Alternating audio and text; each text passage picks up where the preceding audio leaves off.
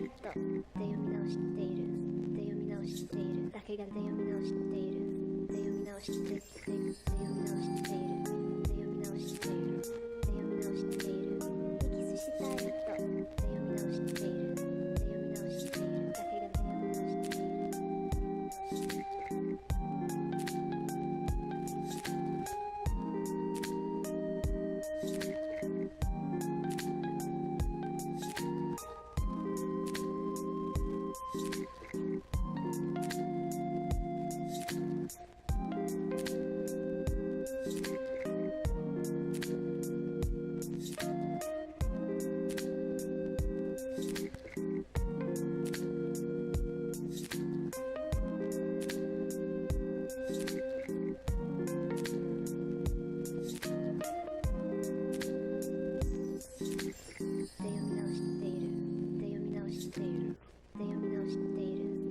したいとで読み直しているで読み直しているだけがで読み直しているで読み直してで読み直しているで読み直しているで読み直しているキスしたいとで読み直しているで読み直しているだけがで読み直しているで読み直している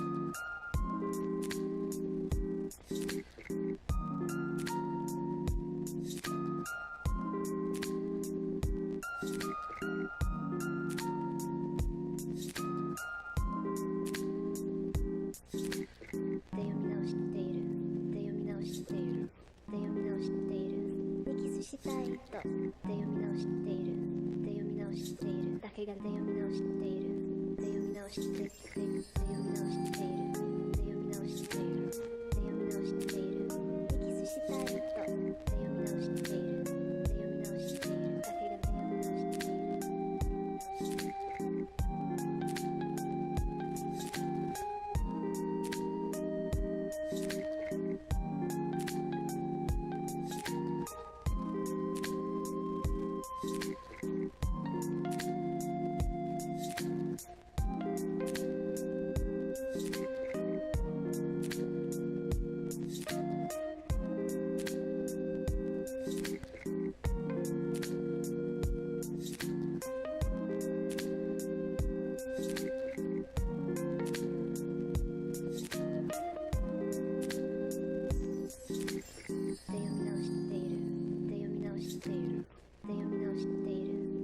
したい人で読み直しているで読み直しているだけがで読み直しているで読み直しているで読み直しているで読み直しているで読み直しているキスしたい人で読み直しているで読み直しているだけがで読み直しているで読み直している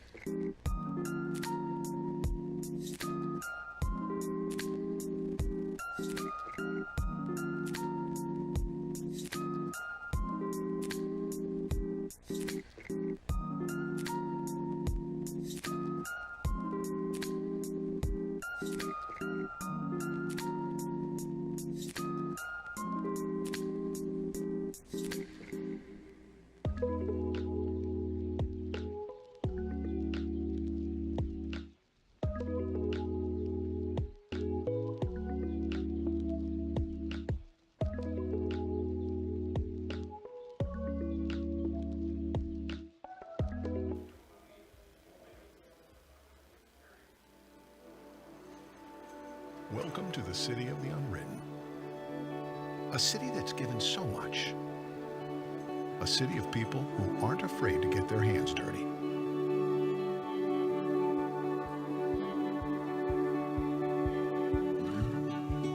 A city of makers, entrepreneurs,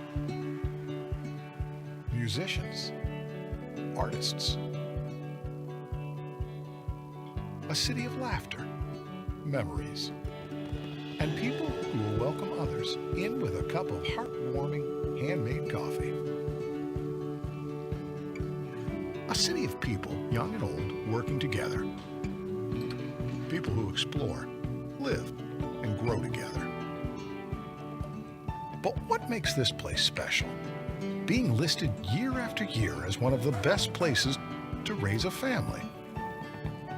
Maybe because we have a community recognized for its safe neighborhoods and revered for its low unemployment.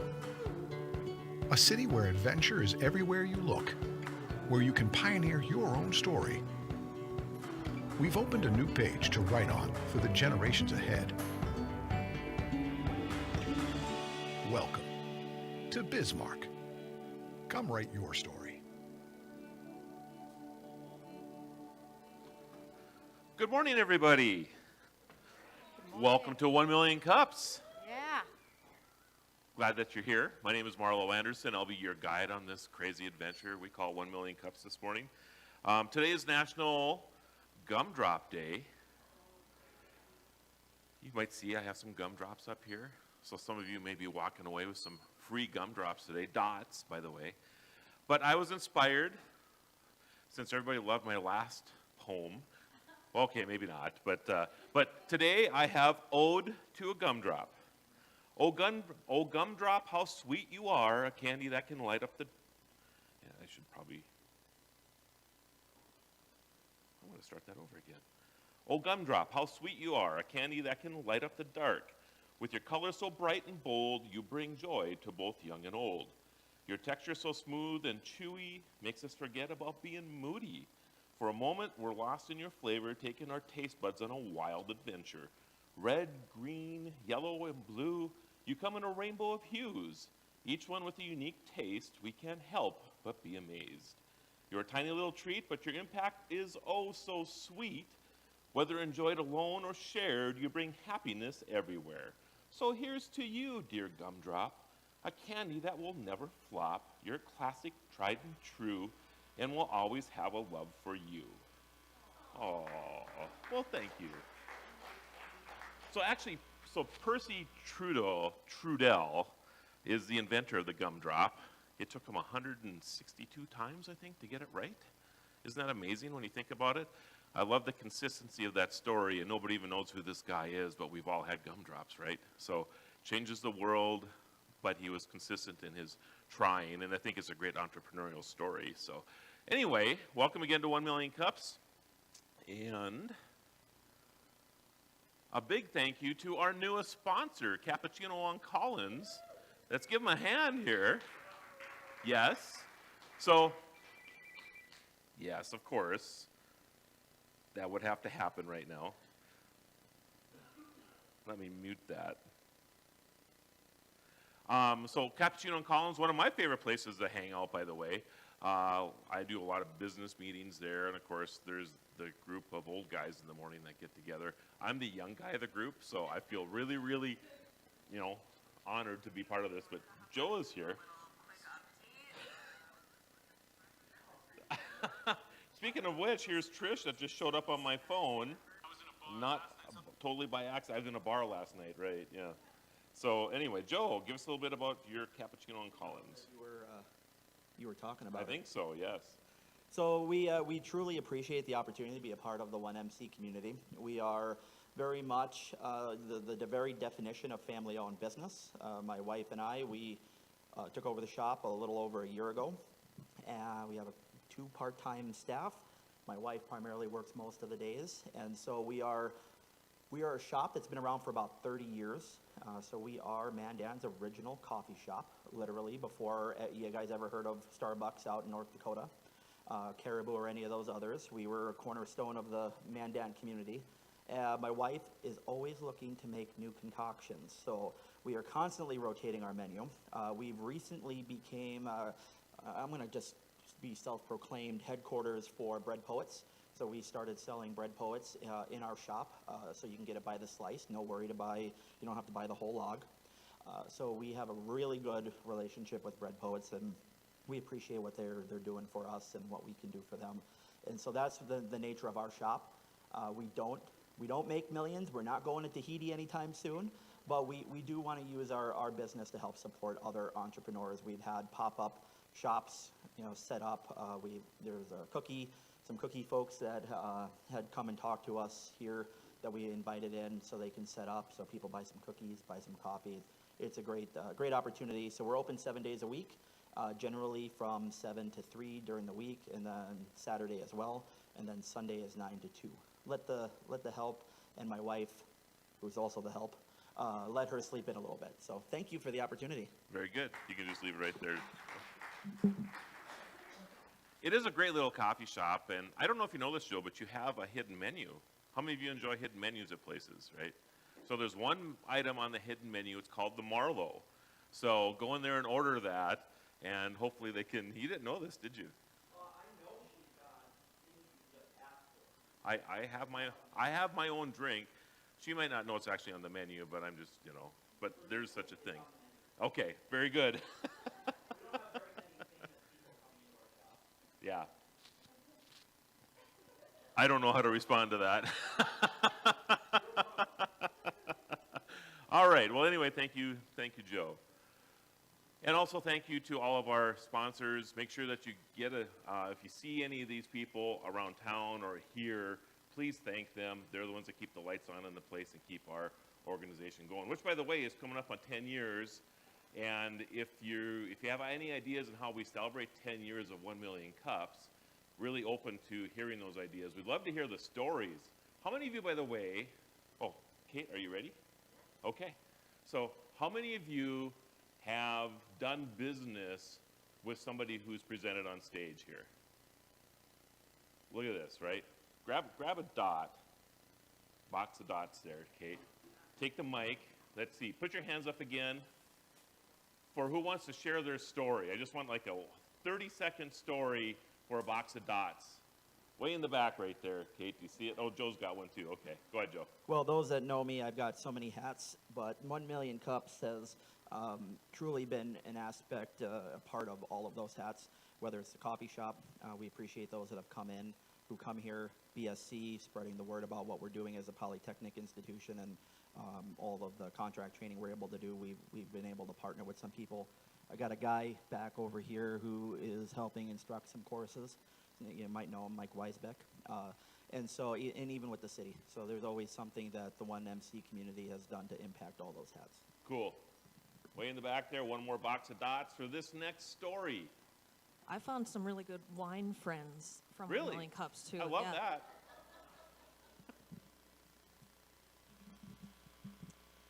So I guess one that I believe it was about a year ago, Ola Balms was in, ended up ordering, and I can honestly tell you I will never change chapsticks. Burt's Bees has nothing on Ola Balms, so I'm here to loudly and proudly say it. So yeah, that was exciting, and just watching young entrepreneurs, I guess, succeed. That's fantastic. I love that. Lip So- hydration is important. Anybody Yeah. else? Anybody else? Yeah, one more right here. Whoop. Yeah, we listened to the RAMA team, and we went there, and they did a little bit of a training for us, and they just did an amazing job, and so it was good to connect, but it was good for, small business development. Thank you. I love what people will do for a box of dots. That's fantastic. So, but make sure you, again, thank all of our sponsors, and thanks for participating. And just be thinking about how we can make 1 Million Cups greater by bringing people to it, and how we can celebrate our 10th anniversary here in a couple months. All right. Oh, there we go. National Gumdrop Day. And we are celebrating. So what is 1 Million Cups? There it is right there. We're a free weekly program that gives local businesses and community builders the opportunity to share their idea and engage their community for advice and feedback. And we have what's going on in here. We also are out in the ethos, so we have plenty of people that are watching us today. Not to get you more nervous, Amber, but just forget about the 50,000 people that'll be watching you now. No big deal, right?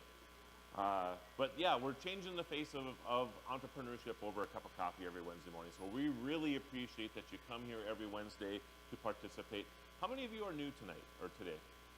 Right there. We got 2. All right. Kate, some more dots. Put your hands back up. Stand up if you want a box of dots, if you're brand new, or put your hand up there. I got a couple of them right there. All right. I'm glad I brought extra dots today. That's great. And ask your questions at the end. So Amber's going to be presenting today. At the end, we'll have a Q&A session. So be ready with your questions. Be thinking about them when she's doing her presentation. Be ready for that. Our community announcements. We have class starts March 8th with dialysis technician. This is Joe. Joe, you should just be doing this today. And you don't believe me when I say I have a lot of hats, right? Yes, you do have a lot of hats. So put on the BSC hat. We are very proud to get this program off the ground. It is something that our community, not only in the Bismarck-Mandan region, is in demand for, but statewide. We are in a dialysis technician shortage. So if you or anyone you know has ever had renal kidney failure, you'll know that dialysis is a life-saving treatment that is essential. And with the lack of technicians that we have, and it's the same whether it's Sanford, CHI, any of the other hospitals, dialysis centers, they are relying on nurses and RNs to provide this service, and that increases the cost of healthcare. And so we are trying to help make our community sustainable by offering this class. It's going to run between the beginning of March to mid-May for the online education component. There's a couple of in-person labs at BSC, so you'll have 32 hours of hands-on instruction. You will also have a 200-hour practicum in one of our hospitals around the state of North Dakota. So all of this is to prepare you for the national dialysis, they call it hemodialysis, that examination, so that you will be certified. The starting wage is anywhere between, I've heard anywhere from $19 to almost $30 an hour. And this, you come out with very little college debt. And it's a non-credit program, so you don't have to enroll in the college.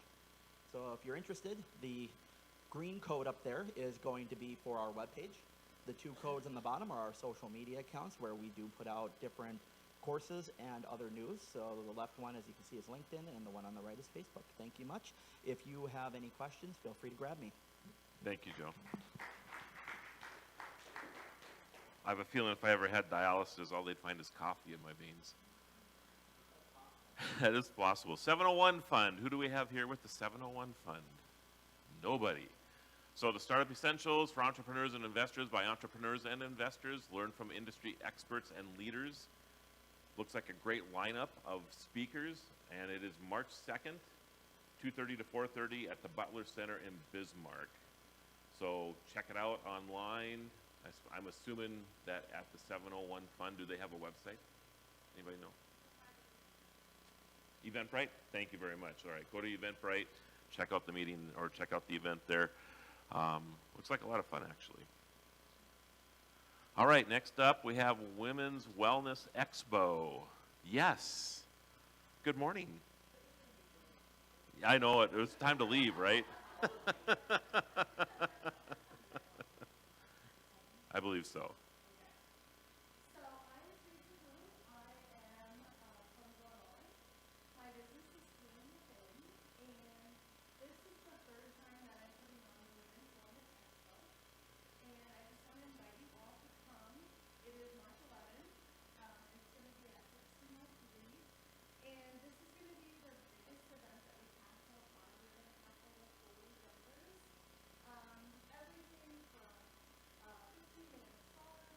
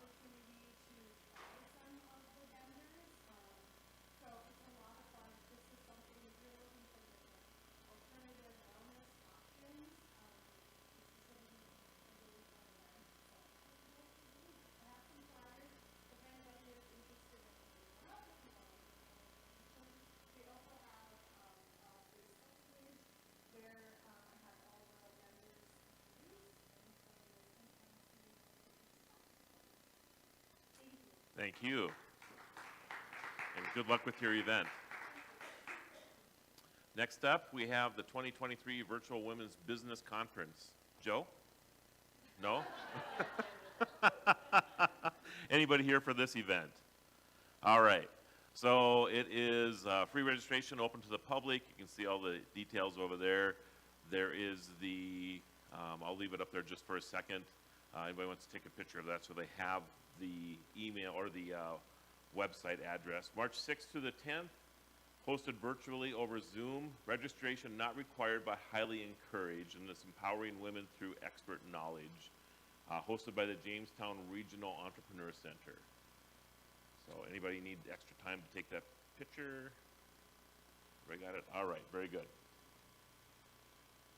1MCND, we are going to have a video that will be in front of Amber's presentation. This is actually a subject that's very near and dear to me as well, foster care, and especially what happens to these young people when they age out of foster care.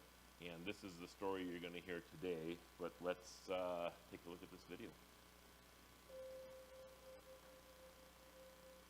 Bismarck Central, 4800. 4800, go ahead. Requesting social services on-call team. Stand by. 4800 social services requesting additional information.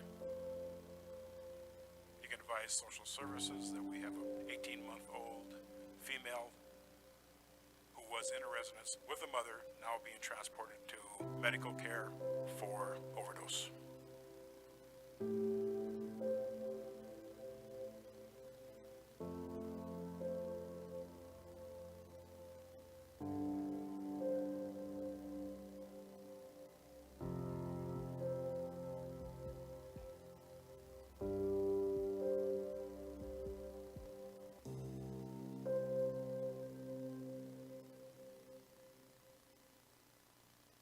And let's welcome to the stage Amber Bull.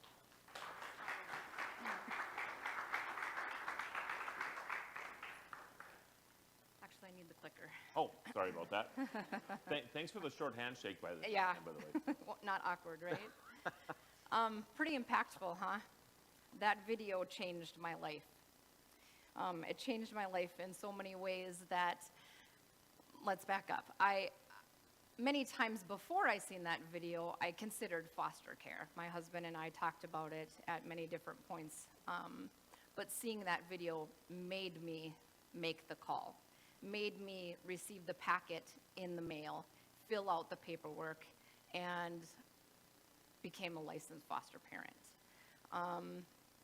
Been a licensed foster parent for about 6 years, going on 6 years, and had about 70 kids come through the home. Actually, kind of a rough morning this morning. I totally was going to approach this completely different. Last night, I took one in the jaw from a 17-year-old and had kind of a rough night last night. So I'm approaching this a little bit different. I'm sorry, I'm kind of in a somber mood. Usually, I'm way more excited than this. I usually have a lot harder handshake. So taking a little bit of a different route. I'm sorry about this, guys. But yeah, that video was very impactful. I actually know a different foster mom sitting in the room today. Saw that same video, and she also signed that paperwork seeing that video. And she actually was going through the same process about the same time, right, Leslie? We're about the same going on 6 years we are now, right? Anyway, so it's a pretty impactful video, and it means a lot to become a foster parent. So, again, my name is Amber Bull, founder of Haven Hills, and I'm so excited and, yes, very nervous to be up here today to share with you Haven Hills. I'm going to talk a lot about foster care and what Haven Hills can provide in the community of Bismarck. So, in North Dakota alone, as you saw in the video, there is about 1,500 children in foster care and about 950 licensed foster homes. Let's talk a little bit about those 1,500 children. I mentioned one of them last night left my home in handcuffs as she slugged me in the jaw and kicked me in the chest. But some of them can give you so many rewards. Some of them you see walk across that graduation stage and they're so excited. One of them actually turns 18 in my house this morning, and we jumped on him and We were so excited. He's got a little bit of a different story. His father has passed away, and his mother is homeless in Arizona, and he's actually a kiddo that is through South Dakota. And South Dakota is a little different than North Dakota, and as of last night at midnight, South Dakota wants me to kick him out of the house and just send him on his way. He's going to graduate from Century on May 28th, so open house, our house. Everyone is invited, okay? But South Dakota wants me to kick him out. When he turns 18, with the clothes, Nike sweatshirts and sweatpants, because that's what teenagers wear, just kick him out of the house with nothing, because that's what the foster system does. Once you turn 18, you leave with what you came with, right? That's pretty sad. Haven Hills is not going to do that. But that's what South Dakota wants us to do. So I'll get into that. Other exciting things with these 70 kids that came through our house, we got proms, we got snowballs. One of the kids that have came through my house, we actually gave our last name to. She's just turned 5, and we adopted her. She runs the household. She's got my husband wrapped right around her little pinky finger, and it's only this big.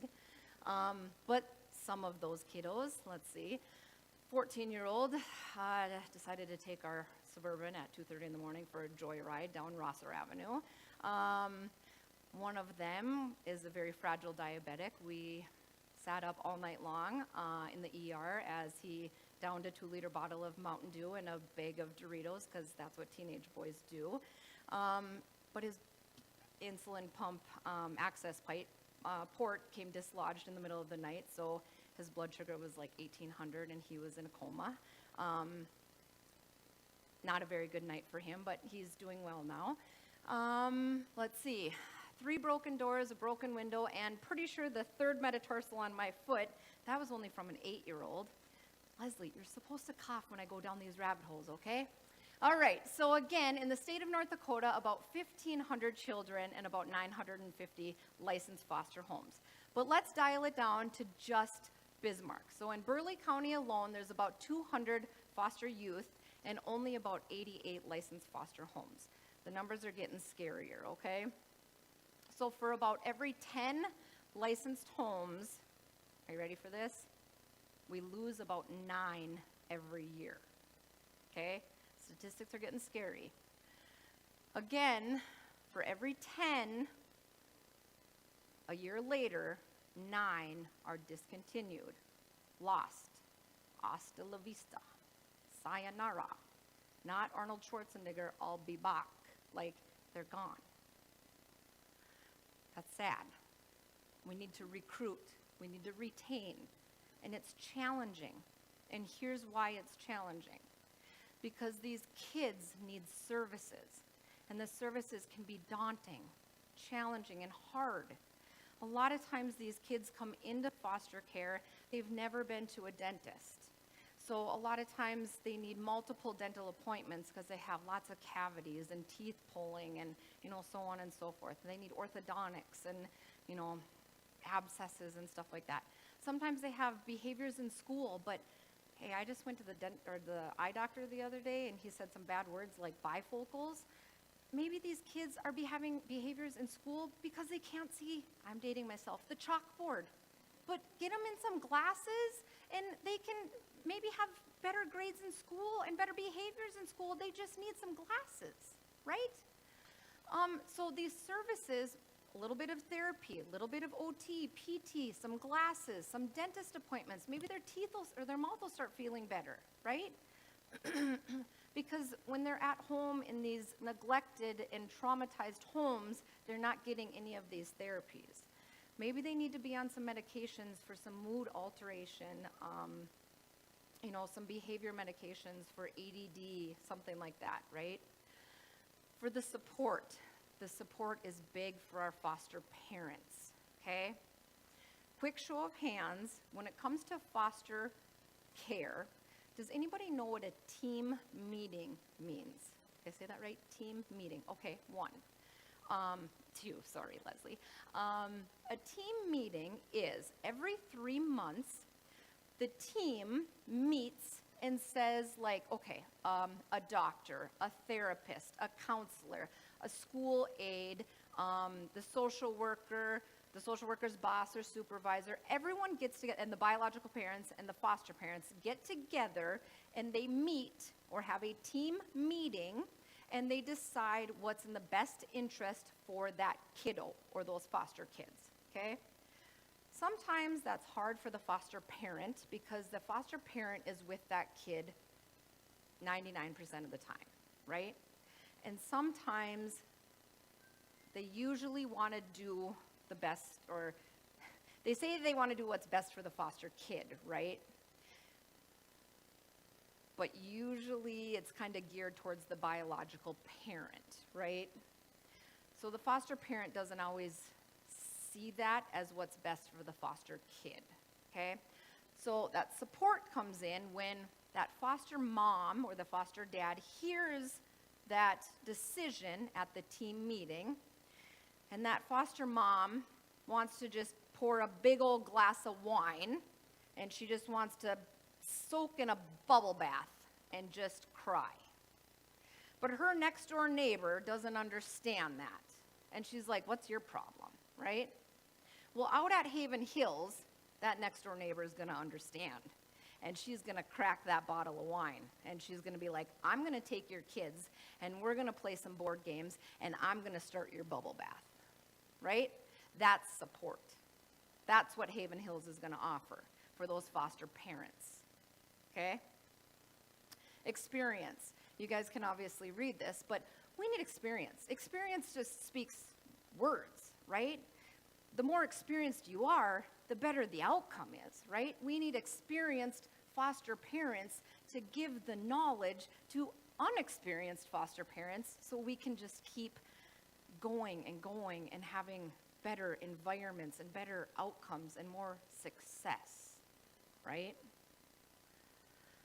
Haven Hills, our mission is providing a supportive, safe, and nurturing environment for foster families and their biological families they serve. How are we going to accomplish this? By a supportive community environment for foster parents and their families. And on-site services and programs for foster families and their foster children. We're going to have the OT, the PT, the speech therapy, the equestrian therapy, the pet therapy. We're going to have all of that out at Haven Hills, okay? We're not going to have to truck these children in to therapies anymore. All of that stuff is going to be out at Haven Hills. We're going to have the community environment out there at Haven Hills where we can have the support for those foster parents. We're going to have an environment that embraces relationships between foster families and the biological families they serve.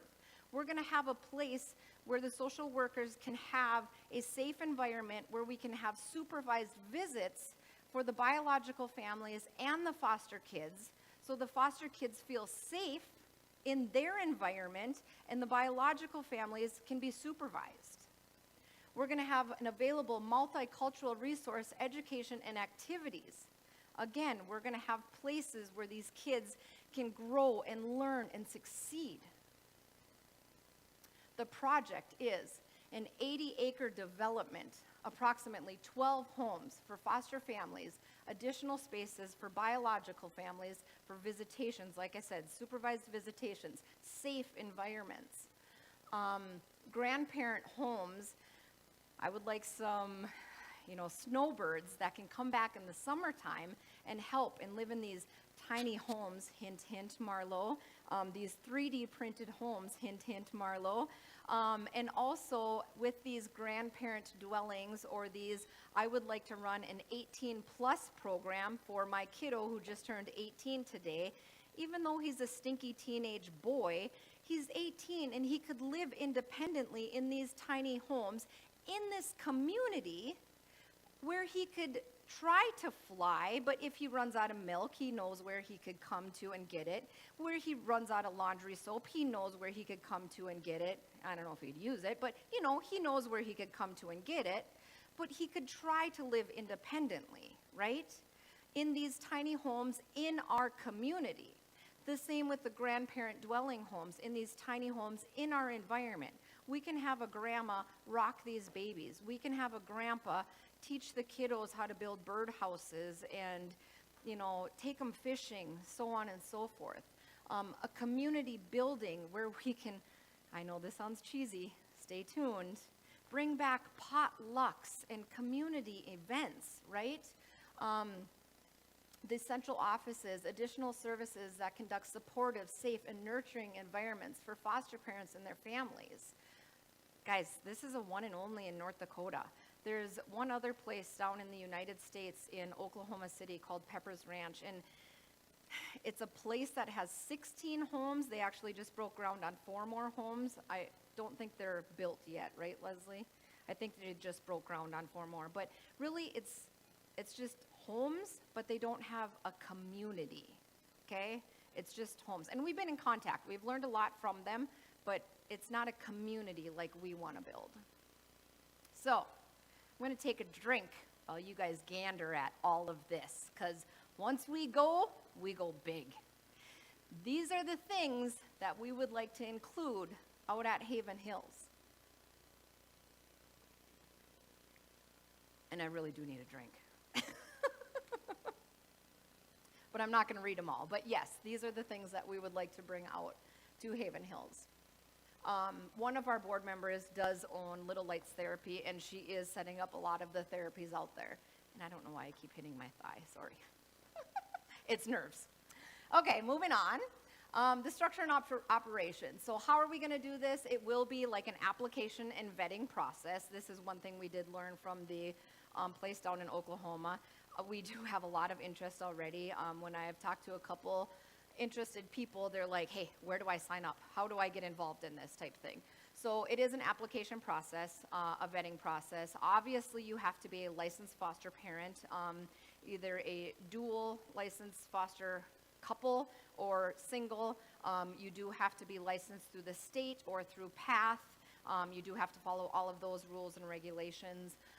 But we will do like a vetting process as far as we want you to be involved in the community. We don't want you to just be living in the house and doing your own thing. We want you to be involved, right? So we need you to be active in the community, having our likes, that type of thing, so on and so forth. So, but this stuff is also on our website. You can go and check it out. But application and vetting process. Again, once you go big, right? About $23 million is what our total cost is going to be. Again, we're talking 80 acres, we're talking 12 homes, and we're talking a couple buildings. Therapy centers cost a lot of money. We're talking equestrian therapy, pet therapy, all of the additional therapies. I don't know if you guys saw on there, but like a mini go-kart track. I call it a go-kart track, but it's like a little driver's ed course, right? Teach these teenagers how to drive. You can't just put a foster kid behind a wheel. You got insurance, you got all kinds of stuff, right? But I had a 14-year-old, and he didn't even know how to drive a ride-on lawnmower. Kind of a funny story. Not going to embarrass the kid, but he didn't know how to drive a ride-on. Like, he was cutting my lawn like this. It was kind of funny. But anyway, these are the things, the life skills that we need to teach these kids. These are our kids that are going to be running our world, and it's sad to think about it. So these are the projects that we need to get these kids up to snuff. So it costs a lot, and we need your help. How are we going to do this in different phases? So in phase 1, obviously we need to purchase the land and 6 to 9 homes. I'd like to get closer to the 9 homes just because we do have so much interest. Recruit, interview, select the foster families. Obviously you guys can read this stuff. I'm probably running out of time. Marlo's like, come on, let's go. Phase 2, additional homes, those grandparent dwellings and the tiny homes for the 18 plus. Community center expansions. Phase 3 for the relationships with offering, trying to help those biological families get set up, for more success so they can be reunified with their biological children. Donate all your millions of dollars would be great. Here's just kind of a little plot of what we have so far. I don't know my little pointer. There's my pointer. That house way up there is what I currently own, so that's and the land actually goes out further. my 40 acres up there, and this is my neighbor's, which is my brother. And don't worry, I've already told him I will kick you off as soon as I get enough money. So this will be the 80 acres. It's located about 10 miles north of town on 83. And this was the very, very, very first sketch. I kind of envision this a little bit more like a horseshoe type thing, kind of more like a community instead of more like a straight line. But Lance does have horse stables and dog runs already, and then we have a 60 by 80 steel building, so that will be one of the buildings that is made into the community center. And then this building will be like for the horse stables and cold storage. So 2 of the buildings are already there. The one building, or the one house up there, is currently a 5-bedroom, 4-bathroom, and Lance's is currently a 6-bedroom, 4-bathroom. So all of the homes, it won't be this color, but all of the homes are about a 4,000 square foot home, very open format. I don't want to say like industrial strength, but very open, planned out so that, I know I'm kind of a weirdo where it's like, there's no dressers for the kids to crawl up and fall over on them. Everything's like really built in, if that makes sense. So really thought out, okay? So kind of just a layout of what the homes look like. How you can help. Give toward the establishment of a haven in our community. Pray for our organization and community of foster parents. Volunteer your skills and actions. Stay connected. We have lots of stuff on the website. Sign up for newsletters. One thing I do want to talk about quickly, when I started Haven Hills, I talked to a gal about making a logo, and it was important for me to find the right logo. I know you guys have all probably started companies, but when I talked to the gal about my logo, I said, I really want it to be a family.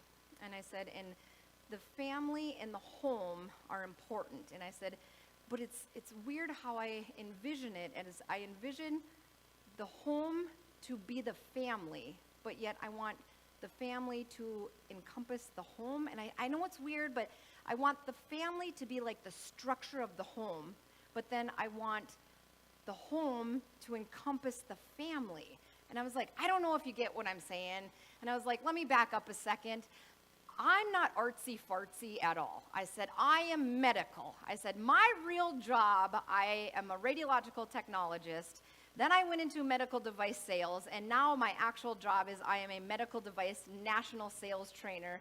So like if you have a heart attack and the stents and balloons that they put in your heart, that's what I do, okay? I work with cardiologists, neurologists, vascular surgeons, and interventional radiologists. I teach them, I train them how to do their job, okay?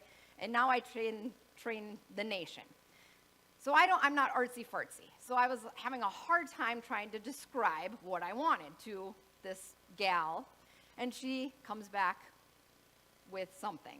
And I was like, but the most important takeaway on my logo is I said, in the center of the family and in the center of the house, I want Christ.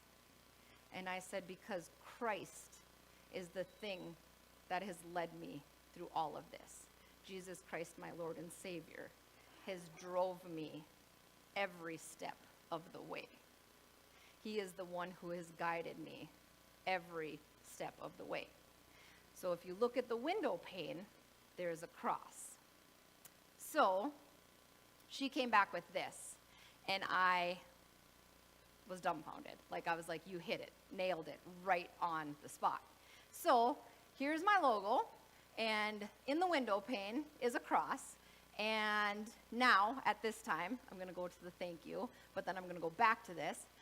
And I would like to welcome Jamie Hoff, my president of the board, and Leslie Reisenauer, my secretary treasurer and logo designer, to the board, or of the board, up to the stage, because they will answer all of your questions. And I really want to thank all of you guys for letting us be here. Thank you. Let's give it up for Amber, everybody. Thank you. Are you singing too? Thank you. Thank you. can join us over here too. Okay, Yes, sounds please. good. I reserved a spot for Dots. Okay, So- thanks. So, Leave our information up. yes, we'll start with Kate, the mic runner, by the way. So if you want to ask a question, please raise your hand and she'll bring the big orange cup to you. I have a planning and zoning nerd question. Yes. Have you met or talked with Burleigh County Planning and Zoning, and how much of that has been a part of this process? I assume you're in like a rural residential area, so then kind of having a whole bunch of homes, how does that fit zoning, and what's that process been like? Don't back up, Kate. Ooh, coffee. Coffee, Coffee. Just letting you know, yes. Yes, so I've talked with Marla multiple times. Yeah, so we are a PUD. Mike, am I saying that right? PUD. Planned unit development. Yes, that's what we are. Because we are zoned agricultural, but yes, we are a PUD, Land Unit Development. Again, medical. And that's why I brought these guys up. And Mike should maybe be up here too. So I just, as you were talking, I looked up some statistics. Okay. So North Dakota has about 170,000 youth in our state right now. You state that there are 1,500 that are in foster care. That's 1% of our youth, people. Isn't that amazing? And I just want to thank you for what you do. It's a challenging thing to be a foster parent. And, Challenging. and your initiative here is promising. Do you have numbers on all right, numbers on She's the auditor. when a person transitions out of foster care, what's the percentage of these young adults that end up in jail, that end up homeless? I mean, do you have numbers on that? Honestly, I'd refer you back to the ACEs test that's out there. That usually gives the best accurate percentage. Usually if a child, the ACEs test is like 10 questions, and some of them are like, have your parents been divorced? Are your parents involved with drugs and alcohol? Have you had sexual violence in your home? Like questions like that. And if you score or I think even a 1 on there, you're very likely to be in jail, have the same things happen in your home as an adult and things like that. So our foster care system their statistics follow really closely along with the ACEs test statistics. Okay. So is there an actual number that you can, a percentage? Not off the top of my head. But it's higher than average, right? It's high. significantly higher than average. Yeah. And I can speak personal, so I'm a foster parent as well, and I get a lot of kids that reunification is more prevalent with my kids. There is a possibility of reunification, and me and my husband work really hard to get them reunified with their parents, and it's very generational. We've seen it with all of our kids. It's not just the mom or the mom and dad that are struggling with drug addiction. It's grandma who struggled before her. It's great-grandma who also struggled before her, and it's very generational, and so it's just highly likely that the child, unless something drastic can shift and some chains can be broken, it's just so high percentage that it's going to happen to them as well. So I'm always a little long-winded up here, and I apologize for that. We're going to have to rapid-fire questions because we have 10 minutes left here. So go ahead, Joe. I'll try to be rapid-fire as much as I can. So thanks for coming. Great presentation. Kate, you weren't alone. My planning and zoning senses were going off too. I had to take my city commissioner hat off for a moment. I think PUD is the best way you can go. It gives you the most flexibility for what you want to do. My wife and I, we went through the adoption process with our 2.5-year-old, and we said from the beginning of the process, it truly takes a village. And I think you're taking that idea and you're putting it to the foster system by literally creating a village. Putting on my BSc hat, I saw on the third item on your list, although you had me at go-kart track. The third item on the list was education. And in addition to giving the life skills, for us to ensure the youth have a successful path forward, we need to provide some kind of education, whether that is traditional college route or the vocation route. I think BSc would be a great partner that we could work with that. What I do with the Train and D program is continuing education. and we can provide not only non-credit training, but there's a lot of state dollars that they can qualify for. So I think we can talk afterwards about that, but I'm kind of curious, what are you seeing 18 moving on? What are you hoping to do with education? Yeah, so early on, just even trying to get these guys through elementary school, we're working with Sylvan Learning Center to kind of even just get these guys on the right track early on. But yeah, later on, I would love ideas. Even my 18-year-old today, he's like, what am I supposed to do? You know, college for a lot of these kiddos it's out of the question. So trade schools would be something that we would love to look into. We do need to talk. Jamie, I don't know. And Jamie has a miraculous story. Jamie came from the foster care system. You can take the mic and share your stories with education. I'm going to sneak and get some water, but So share I yours. was a foster kid here in Burleigh County. I got placed in foster care. Actually, I was placed in group homes because my parents, when I was 2 years old, divorced. My dad got custody, and at 10 years old, my dad took off and left. I was then placed in group homes and lived in group homes for a year. Well, before that, I had 9 aunts, so I kind of bopped around for the first year with 9 aunts, and then the state kind of realized something's going on with this kiddo.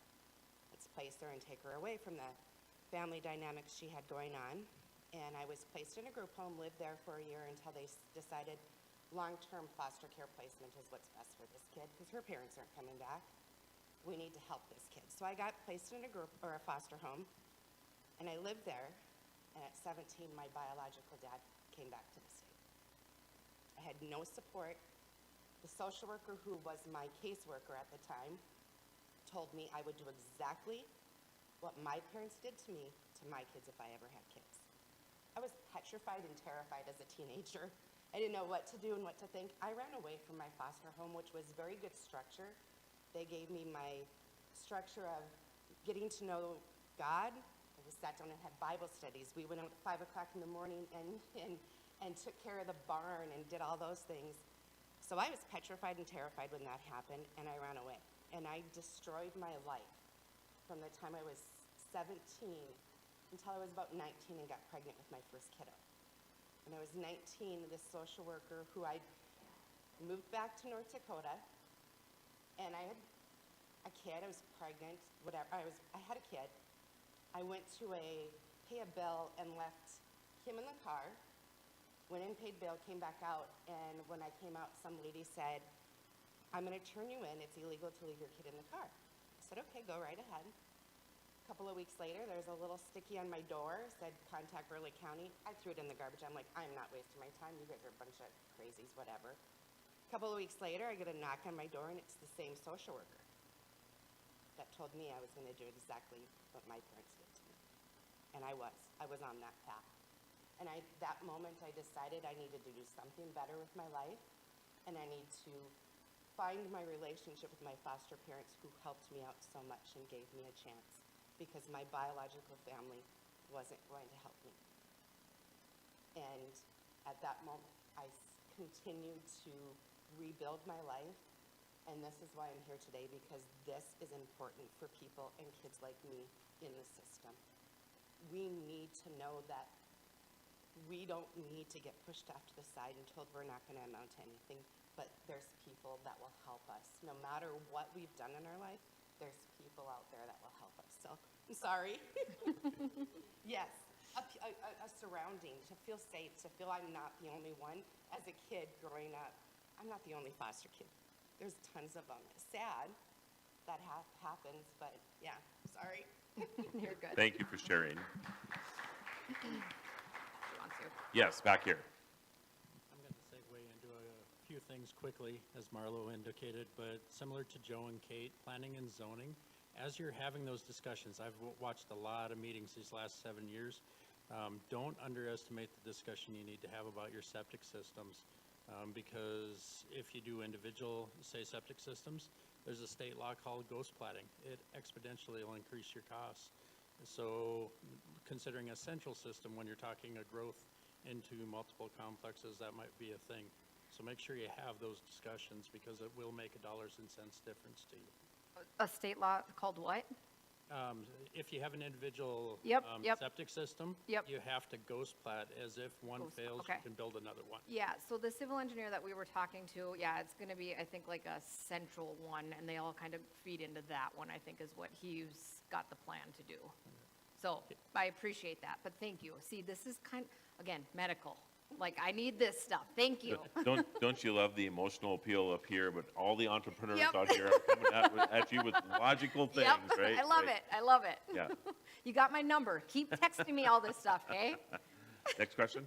Well, I've worked in the medical field. I also have degrees in addiction counseling, social work, 2 adopted kids, and an informal Aw, foster kid. Thank you guys for what you do. Thanks. The Human Zone Board in this area is all of Burleigh County, and it's had a really rocky history for the last 12 years. We're Amen. hoping that changed recently. We're on the upswing, but we as a community need to help them as much as we need them performing at a much better rate than they are. Now, you're probably more experienced with that as far as those changes and things. How is that, how have those conversations been going? And then what's your impression on how we might be able to help that as well as help you in every continuum in between? I don't have time to formulate a question too. Yeah, well, so we have been in front of Chris Jones and Corey Peterson and Sarah Stoltz, and Senator Dick Dever has actually been helping talk to legislature, and yeah, we've been in front of them. The first, I don't know if you guys know Chris Jones, but we've talked to him, and the first thing he said to us is, we don't want any institutions. Now, did anybody here get an institution out of this? Or do you guys understand that this is like homes? It's 12 individual homes. Each home has a licensed foster family. Each home has like bedrooms, dining room table, they're a home. And then they all go to school, they all do their own thing, and then sometimes we get together and have activities, right? Like, it's like a neighborhood. It's like a cul-de-sac. We just live on 80 acres, right? And Chris didn't understand that. We're like, whoa, whoa, whoa, whoa, whoa. This is not an institution. It's not a boys and girls ranch. It's not a home on the range. And so, yes, we need to do some work at that level. It's a neighborhood that we can support each other is all it is. But we have, well, then he made the comment kind of like, oh, so now you're taking all of these traumatized kids and you're moving them 10 miles out of town, so you're segregating them. And I'm like, no. You're not seeing our point. Like, yes, they're like trauma, and yes, but we're being able to support the foster parents. This is what we're doing. We're bringing the foster parents so we can support them, and we can recruit some, we can retain some good ones, you know. So yes, there needs to be more conversations, but I think they're starting to get it. If you guys have any other ideas of how we can better communicate that with them, I'm all for it too. And to add on to what Amber said, our goal with Haven Hills is not like we can do it better. That's not at all. We're creating partnerships with the state, with the counties, with the social services to be able to partner with them to just better the foster care community, to better the systems, the processes, and just better support foster parents as well. So we're in constant communication with directors at Department of Health and Human Services, with our zone directors and things like that to just continue to stay connected. What do you need from us? What do you need from us? How can we support you? How can we support you? And we do that even individually, a lot of us foster parents. How can we support you? What can we be doing better on our end to better the foster care community and to better these kids' futures? And so it's just, we've really worked hard to build those partnerships and to get them on board with our plan so we have their support as well. And then also even speaking on the like trauma kids in a community, and Jamie kind of referred to this, she felt alone as a foster youth, and that's, I mean, we have these kids coming through our homes all the time, and we ask them questions, and we ask, how are you doing? What do you wish was better in the foster care system for you? And all of them is like, I just feel alone. And we have a great community, a Region 7 Foster Parent Association that's made up of 10 counties, and one of them is Burleigh County. And we meet monthly, and foster parents can come, their kids can come, and we all hang out. And these kids are like, oh my gosh, there's other kids in foster care. I'm not alone.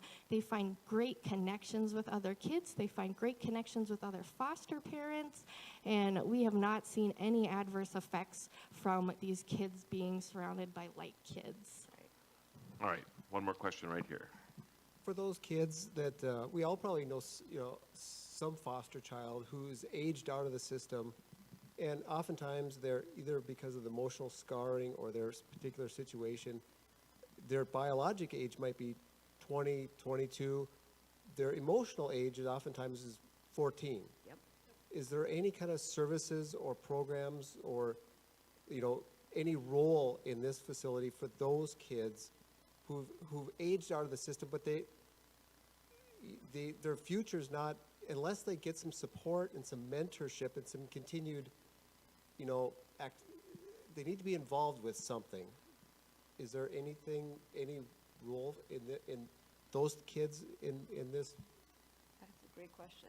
Well, and I think when you said it, the community, I think when you're putting yourself and you have great foster families that are coming together, and these guys, you're getting involved in a community. So I think you're going to foster that without even realizing you're fostering that, if that makes sense. I know for myself, as being that child, what my foster family did, I looked up to. And then I started, as I grew older, I'm realizing getting involved in church, getting involved in different activities around the community. Once you see other people do it and they know that that's normal and it's not just, oh, I'm going to do it for 3 months. It's longevity of doing something. They're going to see that and they're going to start following that from my perspective. Right. Yeah. And because it's community mindset, like these kids, like North Dakota is great. We have an 18+ program that kids can sign themselves into and still be cared for by the foster care system. They can have option to even continue to live in their foster home or be in one of the certified apartments and follow some criteria and stuff. But because it's a community and we're really investing in these kids' lives, as they get older, we want them to come back and to stay connected as part of our family. Like, I hope some of my kids, when they're 30 years old, they still find my home a home and want to come back. And I always want to be support to them. Like I kind of said earlier, reunification is a big thing for foster parents, but in our home particular, we've had a lot of successful stories with unification, and I have tons of kids in my life that they've been out of my home for 3 years, and we continue to provide support to that family. We take the kids on weekends.